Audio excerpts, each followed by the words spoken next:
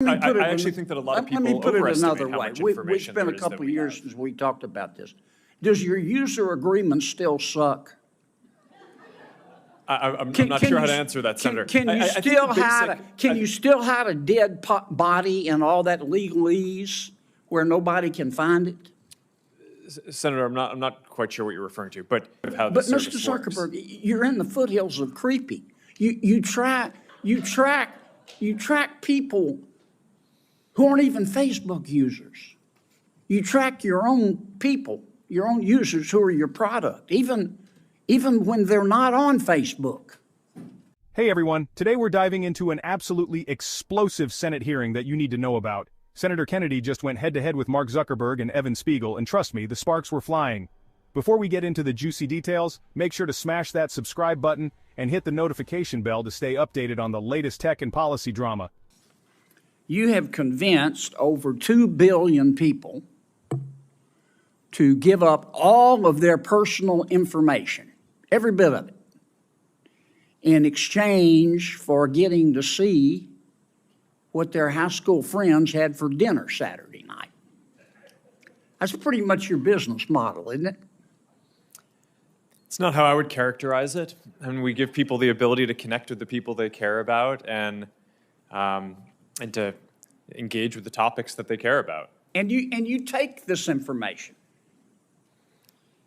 this abundance of personal information, and then you develop algorithms to punch people's hot buttons, and steer to them information that punches their hot buttons again and again and again to keep them coming back and to keep them staying longer.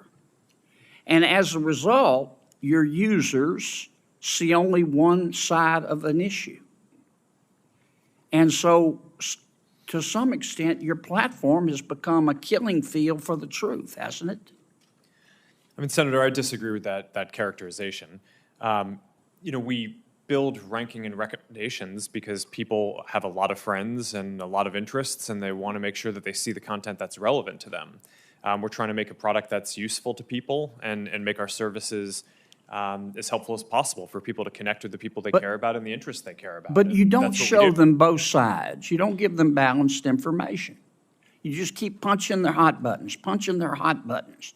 You don't show them balanced information so people can discern the truth for themselves.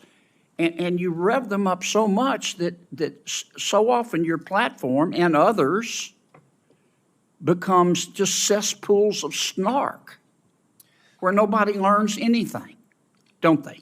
Well, Senator, I disagree with that. I think people can engage in the things that they're interested in and learn quite a bit about those.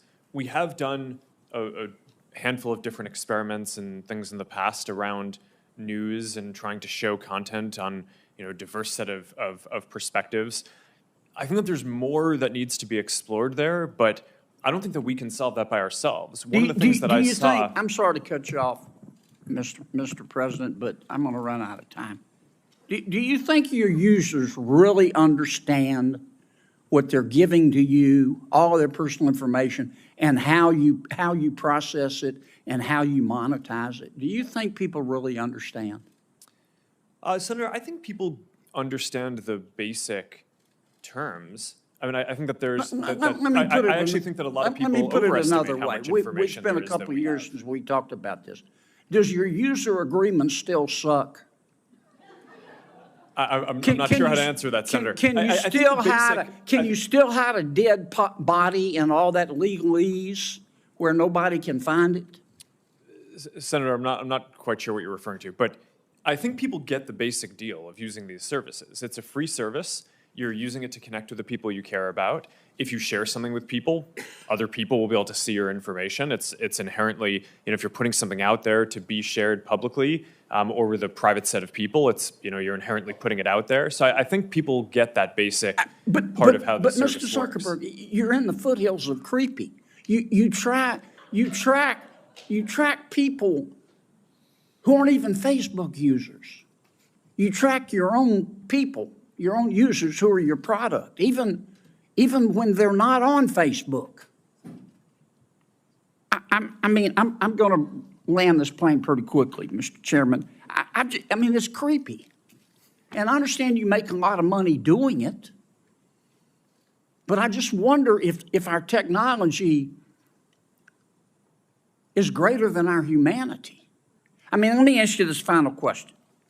Instagram is harmful to young people, isn't it? Senator, I disagree with that. That's not what the research shows on balance. Agree to disagree. If you believe that Instagram, I'm not saying it's intentional, but if you agree that if you think that Instagram is not hurting millions of our young people, particularly young teens, particularly young women, you shouldn't be driving. It is. Thanks. The finale was intense, folks. Kennedy and Zuckerberg went head-to-head over Instagram's impact on young people. While Zuckerberg tried to defend his platform with research data, Kennedy wasn't having any of it. He even dropped this savage line, "If you think Instagram isn't hurting millions of our young people, you shouldn't be driving." And there you have it, folks.